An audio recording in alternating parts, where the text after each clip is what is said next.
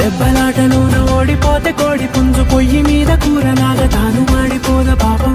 మేడ మీద నుండి గాలిపటము నింగి దాకదారనే తోకగా ఎగురుతోంది ఎట్ల బండిపై. చిన్న పెద్ద గోల గోల చేయడం ఎంత బాగుందంట. రోజు మారిపోయినా గాని తగ్గేది లేదంట. అంతటా సంబరాలే విందు భోజనాలు చేసి రావడానికి, నచ్చినట్టు ఊరిలోన తిరగడానికి, అంతమంది ఒక్కసారి కలవడానికి చాలా వంట 3 రోజులు మన ఊరితో సమయాన్నిలా గడిపేయడం ఒక సరదా.